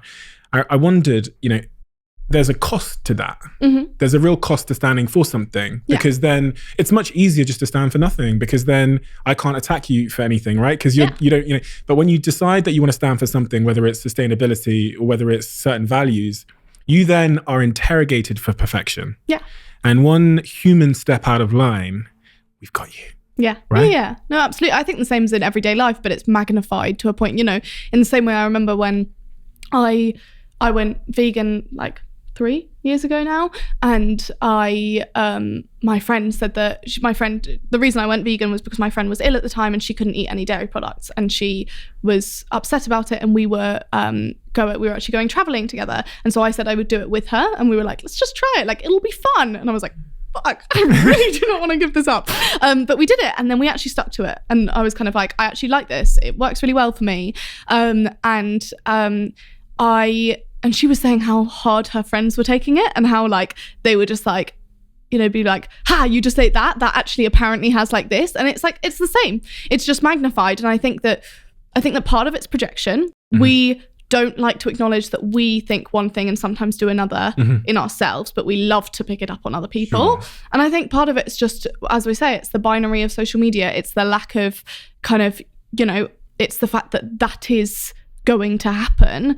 And I do, you find yourselves doing things the whole time where you're like, ooh, probably shouldn't have done that, or like whatever. And I think social media amplifies that to the point that it's so much more of a big deal than it needs to be. Sometimes it does need to be a big thing. Like I'll stand by the fact that, cancel culture, fine. Like in a lot of ways, not great. In some ways, like there are some areas, really shouldn't be said or whatever. But I think that there's also like an aspect of that that's kind of, we live our lives constantly thinking one thing and doing another, like cognitive dissonance. Like sure. You should be better for the planet, and yet you still buy fast fashion, or you still like eat meat every day, or like whatever it might be. It's how we operate. And I think that isn't allowed on social media. I don't think that's like a complaint. I think it's more like that's how social media is. Yeah. And therefore, if you're using it in that way, there kind of needs to be an acknowledgement of the fact that that's just like, I know that, and I know where I go wrong, and I know, like where I'd like to do better, and that's for me to deal with. So, so I think that that's something that we see across our lives, and it's just hugely magnified. When you made this decision to step back from social media, I noticed you hadn't posted on YouTube either for about 11 months. I have all my dates. Was there a part of you that thought you had let this negativity of social media win? I think anytime I've thought that, I've realised that it's completely untrue, because I've realised it later. So when I stepped back from YouTube, that was a bit after all the things I've talked about that like I was going through, and it wasn't right for me, and I just decided not to do it. And I think that also part of that was a business decision. It's a like loss to income in the kind of short term, but everything I've done for the past 3 years has been towards longevity. It hasn't been about the short term, because I've been able, at the beginning I accumulated enough to be able to make that change, and to be able to say, okay, well I want in 2 years time, if I want to be able to disappear. So, that's, I think, rather than, I don't think anything has to be a defeat.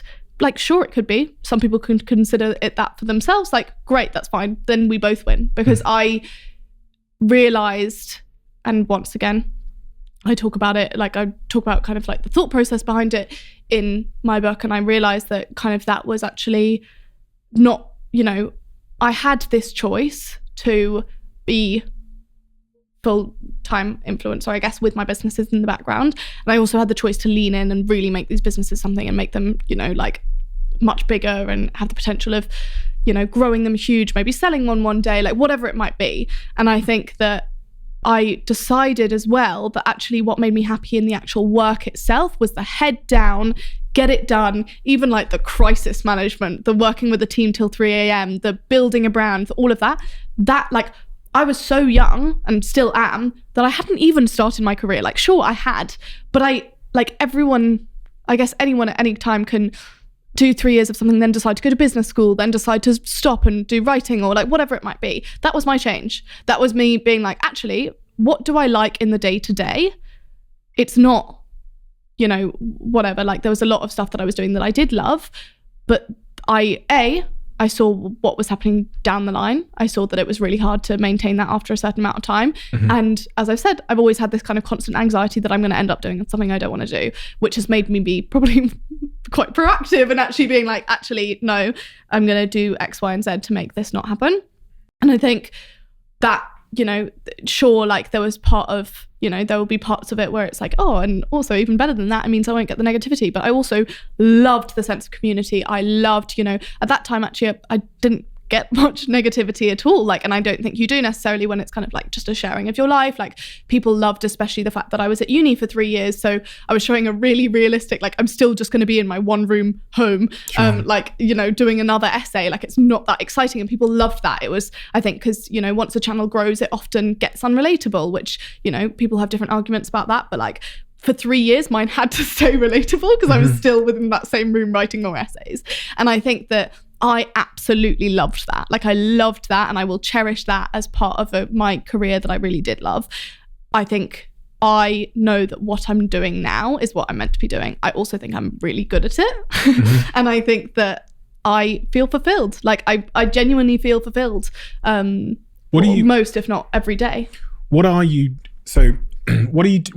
doing now in terms of your focus and your I guess the question that I wanted to ask to that point is, what are you, as it relates to your businesses, and I think about the same question for myself, what is the bit that you're really good at and that you think, do you know what, that's the piece that where I consider myself to be irreplaceable? So I guess the more I, you know, as a CEO or a founder who's moving into another area, whatever it might be, like you step back to work on the business rather than in the business, right? So the more I step back, I think the more you then realize what you're really good at, because those are the things that you keep having to jump back into. Yeah. And you keep realizing that, like, yeah, I could get this person to do it and I could delegate it entirely, which, you know, you try and do, and then it keeps coming back and it's not quite right. Yeah. And for me, that's marketing and branding. That's like the, you know, the thing. And that is, I also think that a lot of successful businesses are, you know, founder-led businesses are the ones where, I was talking to a friend about it the other day actually, are the ones where the founder is product and brand, and they still have that involvement, whether it's just at vision and they're briefing at the beginning of a process or whatever it might be. That is where the concentration is, because that is what the brand is. And we are in a generation where brand is everything. And so the, you know, the House of CBs, the like what, you know, they're all their brand and beyond brand, their brand bleeding through to product. And so, you know, it's good that that's my concentration as well, because, you know, that's definitely paid off. But I also think that that's the things again and again, that when I was having the discipline to step back and to actually, you know, do what I should be doing, which is not being in the execution all the time, being in the lead and being in the vision.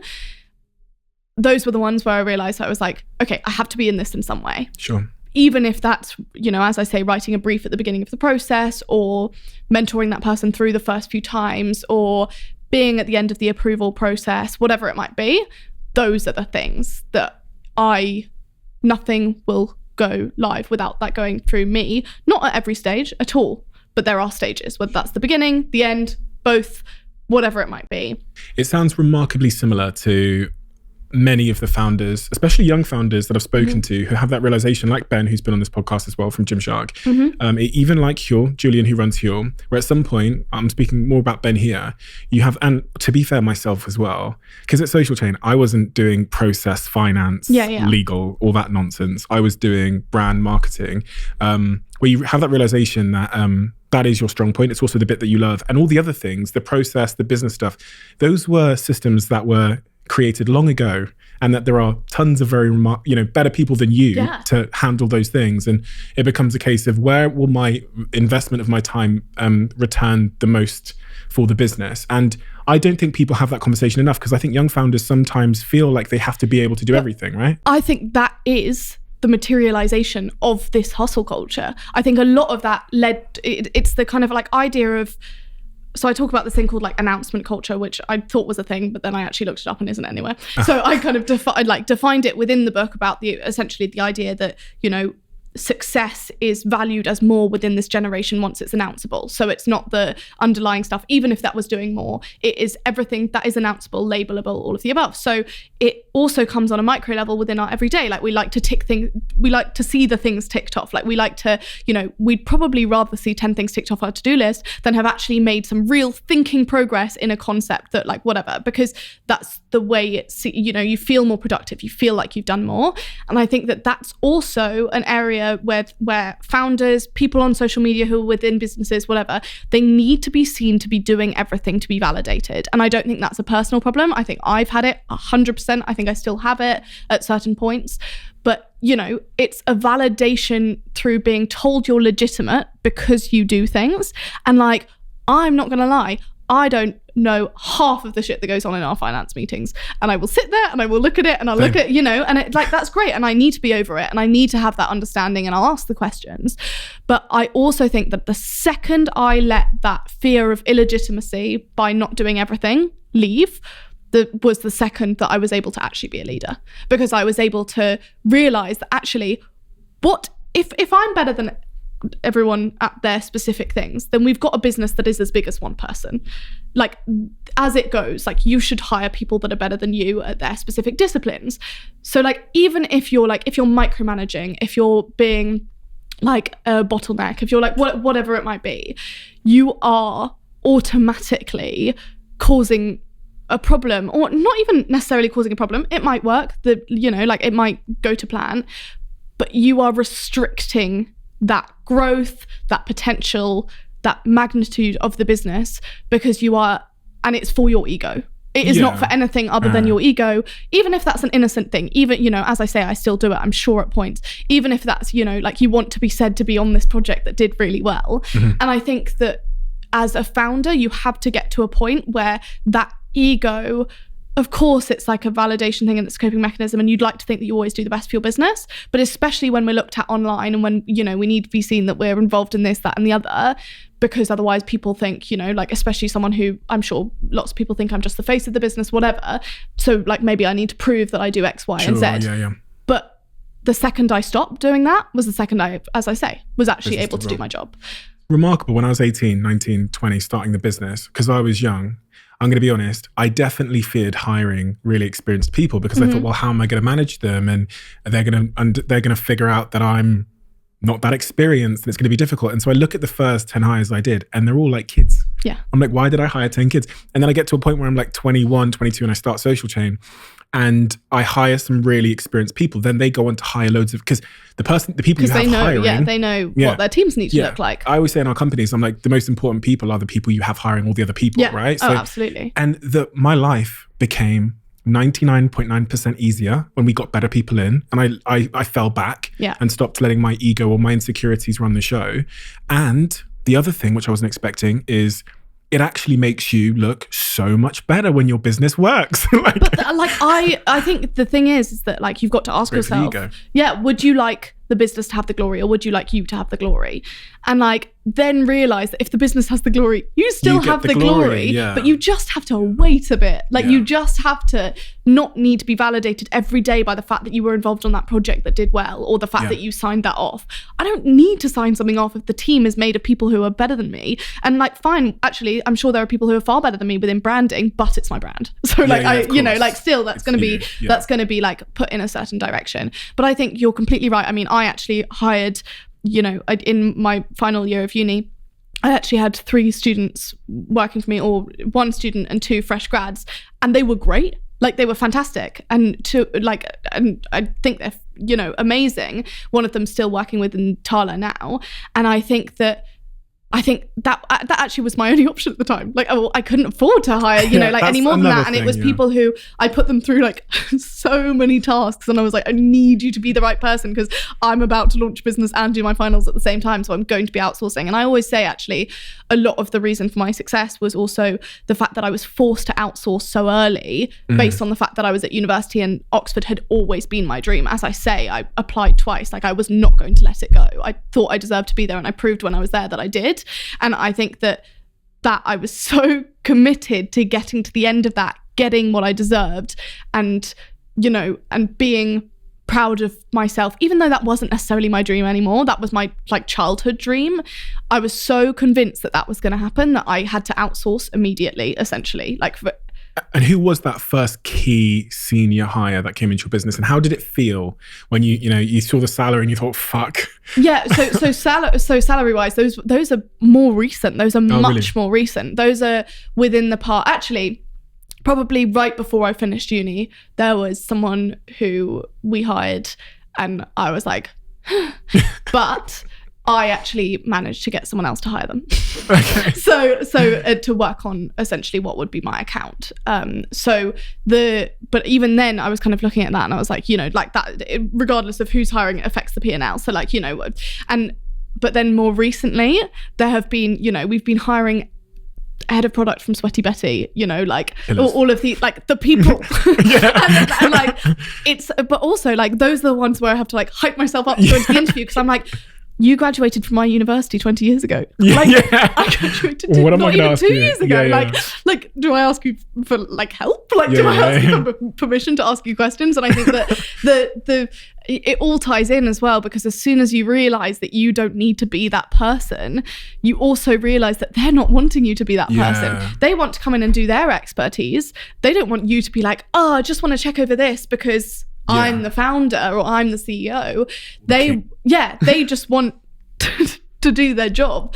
And the better they do their job, the better you do their job, the better you do the job, the better they do their job. It's all cyclical, but it's like ego and validation and legitimacy that ties together to make this kind of big old like cauldron of like, this is probably ineffective, but I have to be not even validated. I don't think it's vapid. Like, I don't think it's like, you know, I don't think it's necessarily ego in a bad way. I think it comes from like the fact that all of us have some insecurity that needs to be, you know, especially if you start a business young, and especially if you feel like, oh, like, wow, I'm in this position. Like, you have to be, you're like incredibly confident somehow and like completely full of yourself. But I genuinely believe that most of us have some insecurities about imposter syndromes. And so like, it's all tied in. I don't think it's a bad thing. I don't think it makes you a bad person. As I said, I have it a lot, but I think you have to recognize it. And I think that's the first thing I'd say I actually had a fellow founder message me like 2 days ago, and she was like, I just wanted to tell you what you told me about a year ago, saying like everything, you know, she was at the stage where I was like, you need to be hiring people.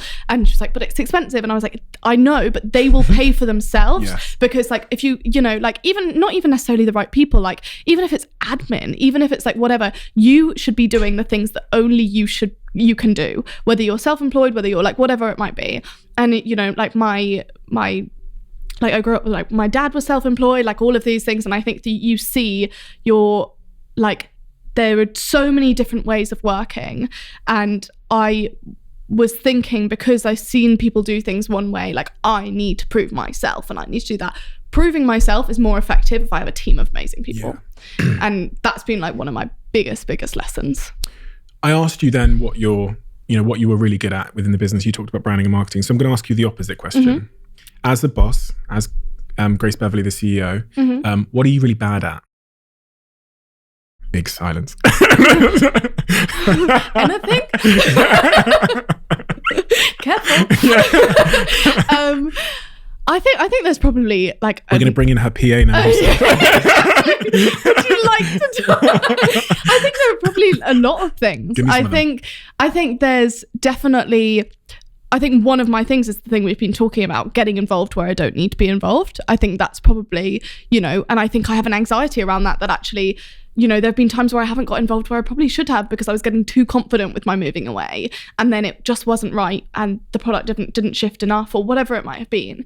And so I think probably that's one of my main things. And also, only recently have I realized how much confidence I have to have in people.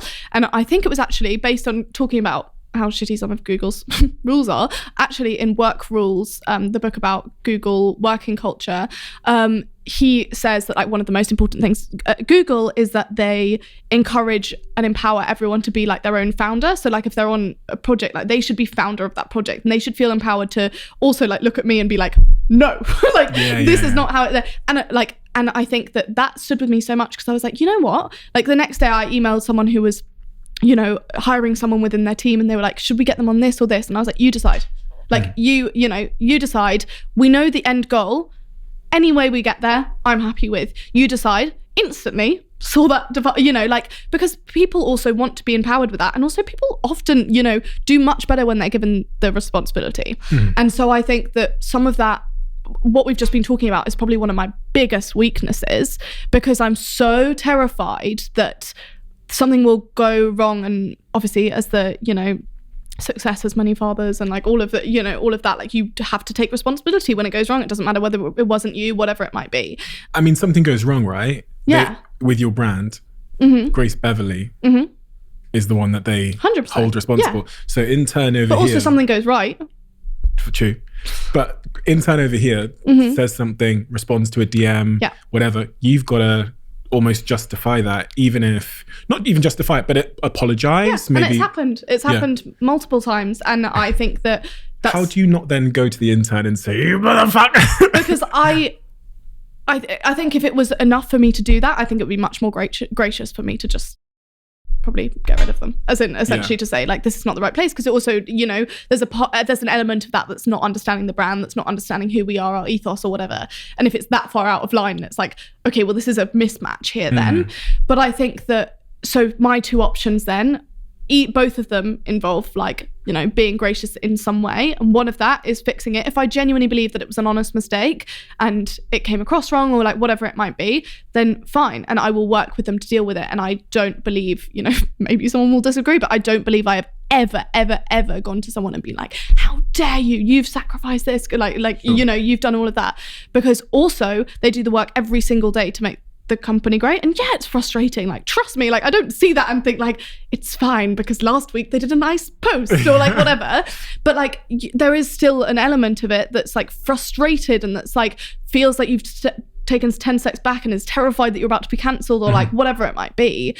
But there's either a decision then to decide it's a mismatch or to decide it's still a match and it was an honest mistake. Neither of those involve like ripping someone to shreds. So how do you sometimes, though, when you do get like emotion in business, it's your baby, it's sometimes, anger or I don't know, frustrations, they do manifest themselves in business in certain ways. Like I'd be lying if I said that I didn't have days where I was frustrated and people knew.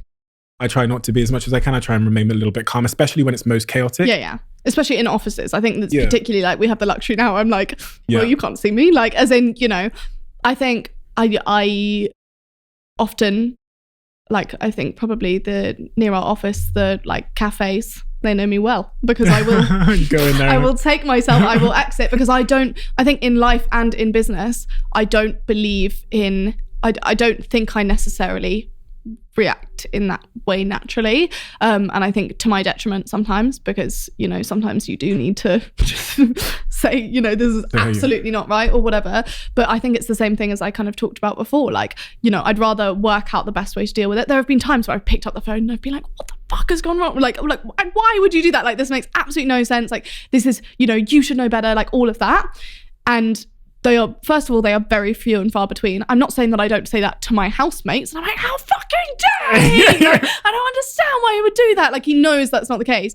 But I mean, you might disagree. I don't think like, I'm not a... She's looking at her PA. She also is paid to say no. So, but I genuinely, I'm not a... She's in the just same sent way me a as, text here. Don't make her shout. Yeah, but I'm not. I think I'm the same in relationships, friendships, like everything. I am a walk out of the room and come back in half an hour, and at that point I'll either shout or I'll, But I'm not instantly kind of in that moment, which is why I sometimes also find social media hard because I don't want to react in the moment, and social media warrants an instant reaction because that's the only way that you're being true to yourself or like whatever it might be. Like, I often will think something, when you're angry and you think something, you're so angry about it. And then half an hour later, I won't be, or I'll think it's different, or I'll think someone didn't mean that, or whatever it might be. And so I try, and even though social media doesn't necessarily allow for that amount of kind of like discussion, I do try and like, just... Yeah. And that's kind of, in general, how I deal with things. I go and spend some time by myself, and if anyone talks to me. If you are to become the person you want to become, what does that person look like? in terms of values, the way they conduct themselves, react to things?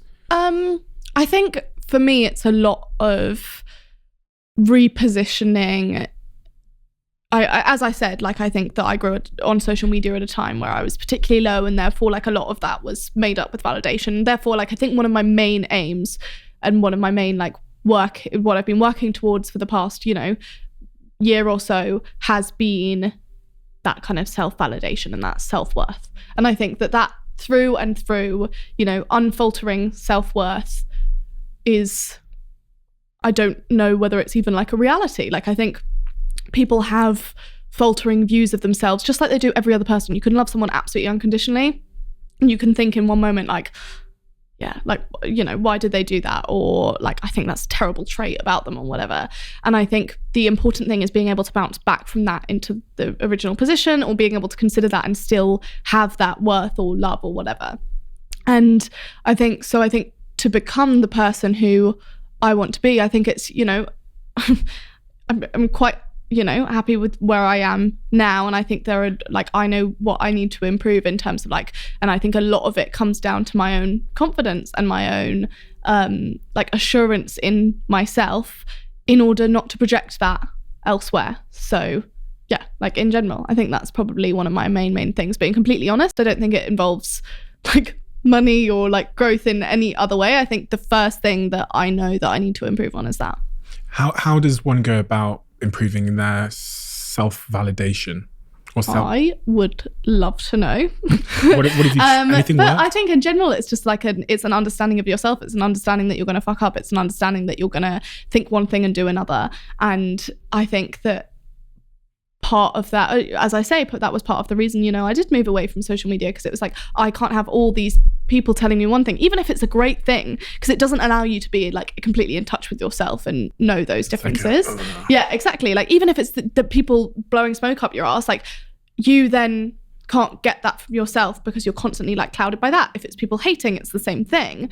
So I think that like, I don't necessarily know. I think all it can be is being in touch with yourself and understanding that you are going to do things wrong. I think I'm very harsh on myself in the way that I don't like doing things wrong, and I work very hard not to do things wrong. And so when I do, it hits me hard. And I think that part of that is learning that.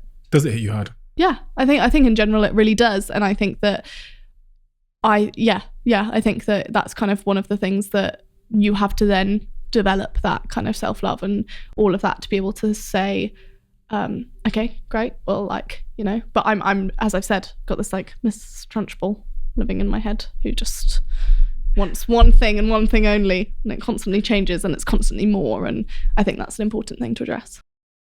Two things. The first one is Instagram. You kept Instagram. Yes. Why?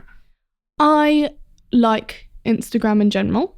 I think that, I think one of the sad things that I found about kind of pivoting was that I loved what I got from things like YouTube in terms of like the community, as I say, that like I loved being able to share that. And I was at this really weird point where I loved sharing my life, but I also didn't like sharing my life because and it was, there were bad things and good things about everything, but it was like the highs were really high and the lows were really low.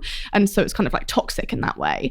And I think that Instagram and Twitter probably both can be used in a way where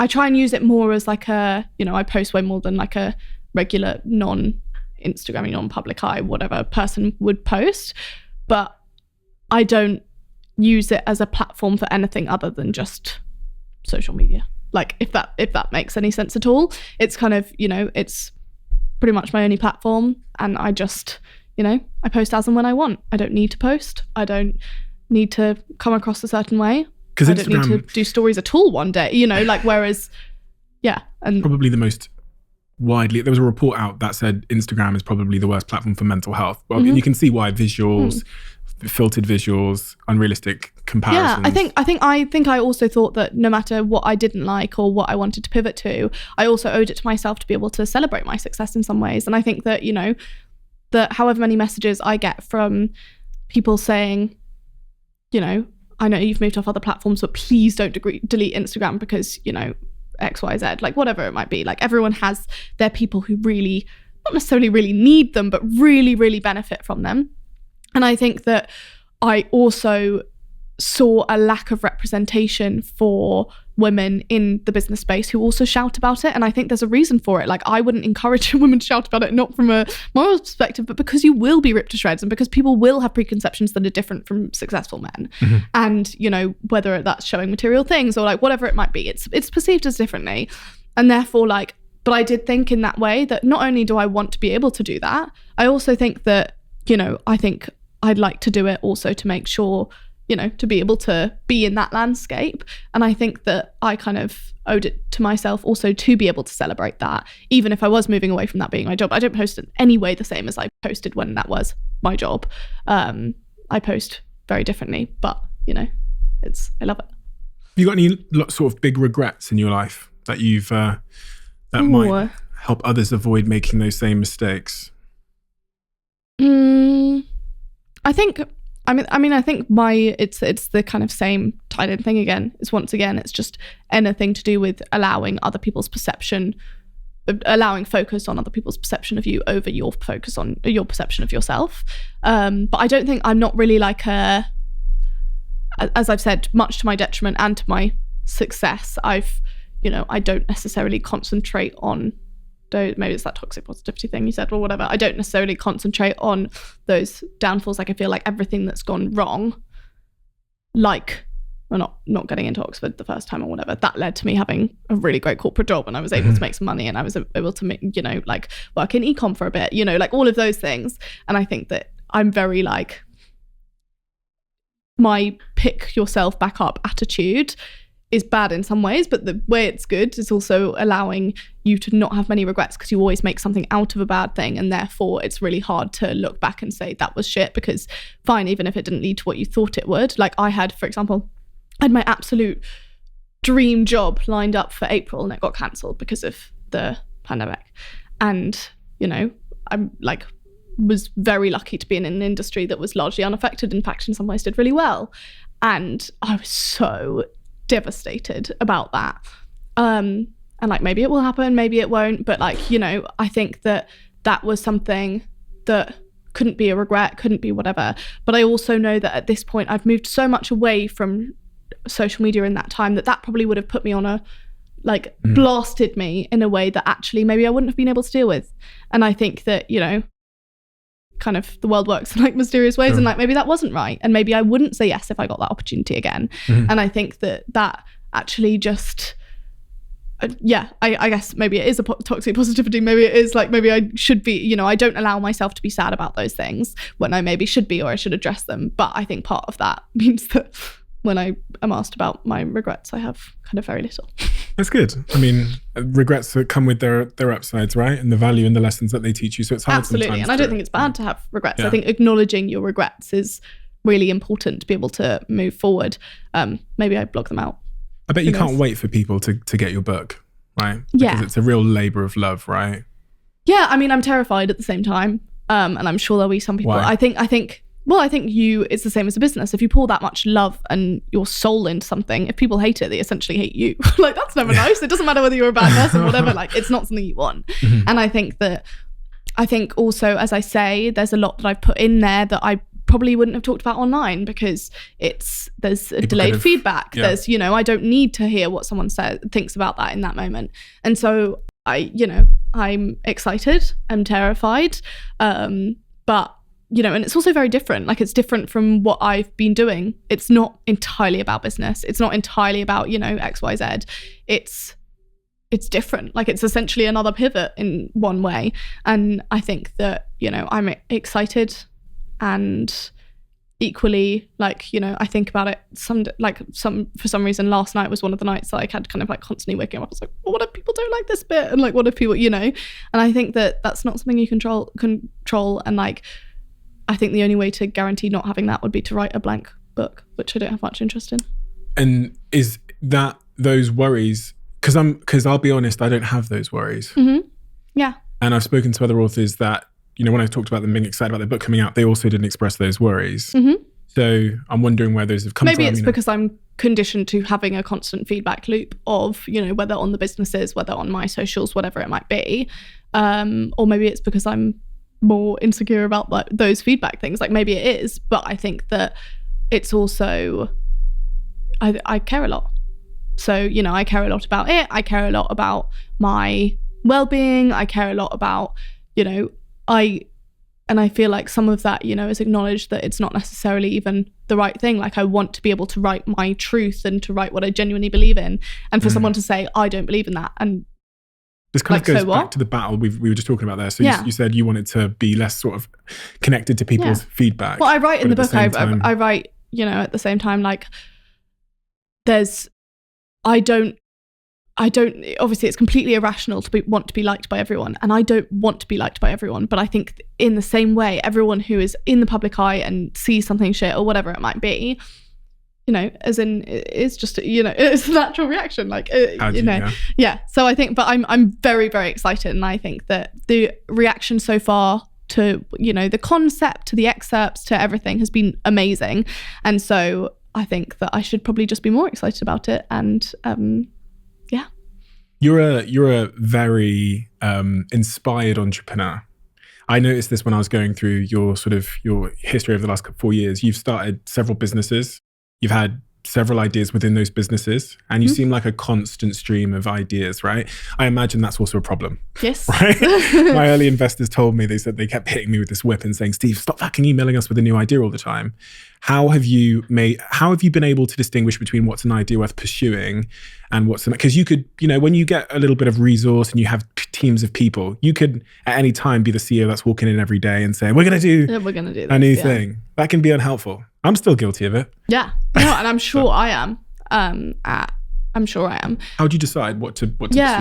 I think I use our audience a lot. I think that one of the real benefits of having I'm Gen Z. So having a Gen Z led brand for You're essentially, Gen Z? Yeah, I'm the first year of Gen Z. Millennial. And I think one of the benefits is like everyone's constantly like, how do we market to Gen Z? How do we do all of this? And I'm definitely not TikTok? Like Gen Z. Like, don't ask me to do a TikTok dance. But like I think that in that way, I feed off our audience a lot. Like I know I'm not the most experienced at branding. That doesn't mean I'm not the best at branding for our brand. That means I'm not the most experienced. So how can I use that inexperience? How can I leverage off people? How can I can just ask people sometimes. Like I can just say like, would you be interested in this? And I used to be like, no, because they can only see the final thing. And then sometimes people have said like, yes, yeah. And then I've been like, actually, no.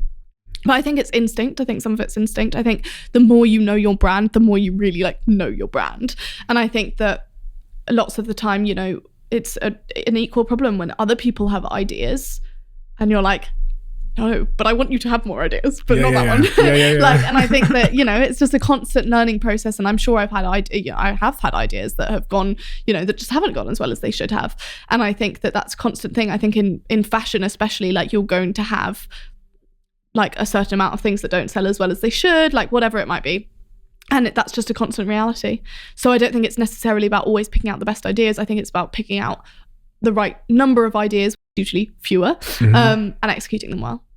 And as we look forward to your future, I'm sure there's plenty more ideas to come. Is there anything in the pipeline that one might be able to know about? Well, actually, because I've started 2 businesses, the one question kind of press, everything always asks is like, what's next? What's the next business?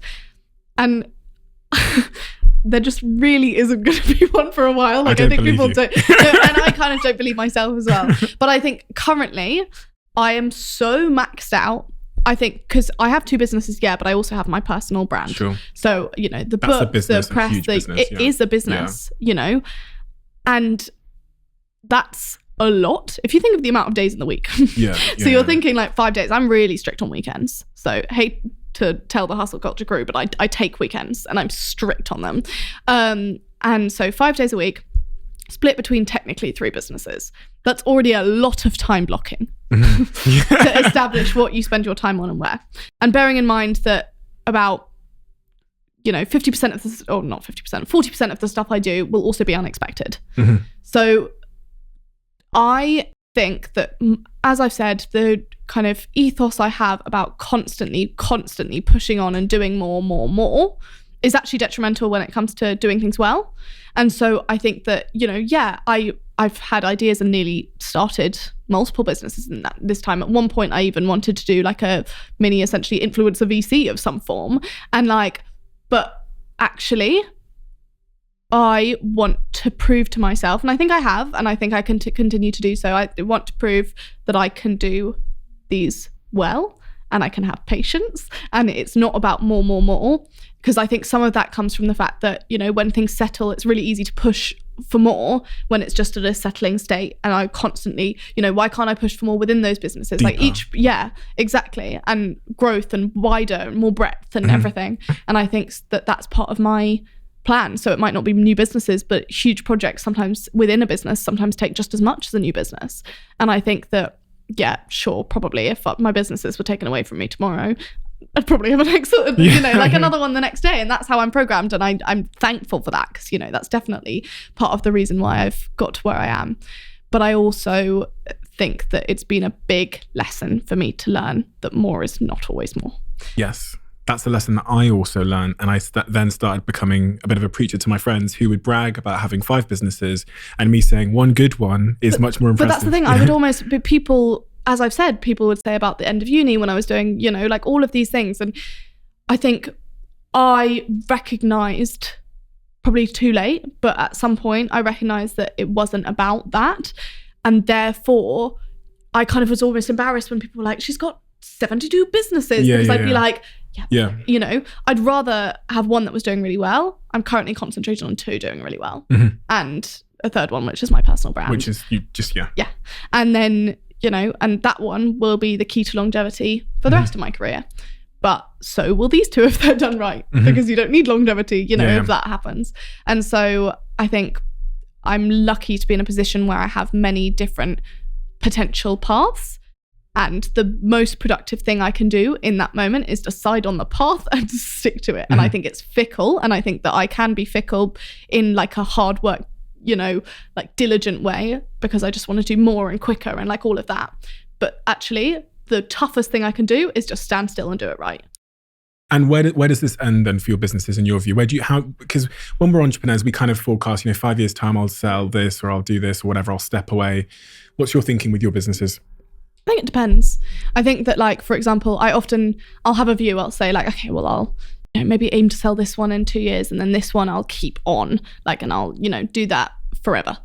And I think that then it changes. Then the other one starts to get really exciting and really profitable, and you're like, well, maybe I'll keep this one for longer. So I think that I've got used to the fact that that's not, there's probably not, I've probably got used to the fact that actually there'll be a point where rather than saying, okay, in 2 years I'm going to do this, it'll be shit, I'm done. I'm done, and therefore, and that's too late. But I know it will be like that because I know I will push it to, the end or whatever it might be. But I'm open. I'm very open to it. I think also I'm very much at the beginning of this. Shreddy, 4 years old, Tala, not even 2 years old yet. And I think that I'd be doing myself a disservice to kind of it's exactly what I would do. Jump to the next. When can I sell it? When can I get all of this? But especially because when you have a business, you kind of program to assume that by the time you've done this, you're officially, you're no longer an entrepreneur, you sold a business for X or whatever. And it is a success point. It's a huge, it's a huge accolade. And I think that for me, it's just about constantly keeping in touch with myself and what I want and what I want for the businesses as well. Because I'm sure there'll be a point where I'm like, I can't do that. Yeah. This needs X amount of funding, or this actually needs to be acquired, or whatever it will be. Don't think it will be soon, but there might be a point, and there probably will be a point that happens, or where, we've grown hugely recently. I have a terrifying thought of what if it gets too corporate at one stage? And then, it's not a joy for me anymore. And at that point, yeah, I'd very much consider that. So I think it's very much an open consideration constantly for me. And I think that the best thing I can do, again, is just not dwell on it too much now. Yeah, exactly. Have you managed to achieve balance in your life?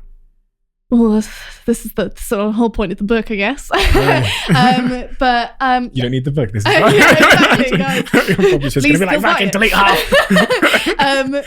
I think I think I'm doing well at the moment. I think I wasn't doing well this time a year ago.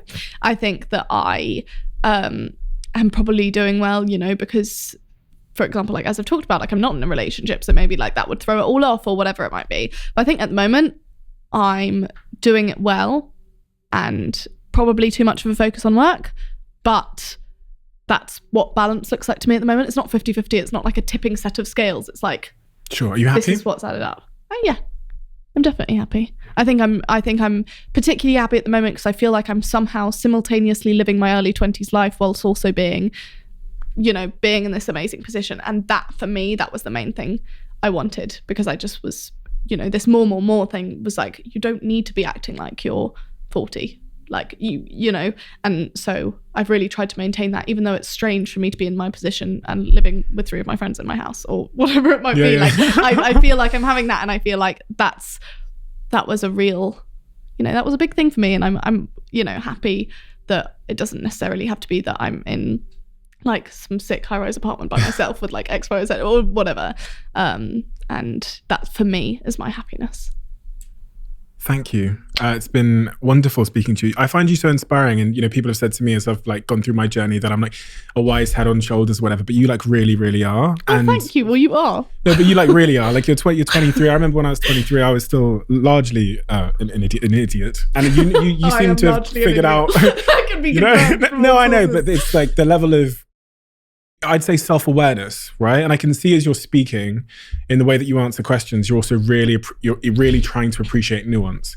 That's something it took me a long time to do, right? So I thought the world was the way I saw it. If you don't work hard, then you are inferior. Yeah. Right. And then, but I can see you're being very considered in how you speak and appreciating nuance. And I think that's the trait of someone that's had their life accelerated in the public eye or through, you know, pressure of running businesses, but just someone that has a very wise head on their shoulders. And you're inspiring as hell. Thank you. And you're a lovely human being. So I want to thank you for coming here today and giving me your time. Thanks for having me. It's been great. When can we buy your book? April. I know it's out. We can pre-order now. 14th. 15th, thank you, Lexi. April the 15th, yeah. I know mine is March, so yeah. But you can pre-order now. 20 something. Oh yeah, we'll pre-order is. Dom, when is my book now? 25th of March. We'll cut it so it looks like we got it right first time.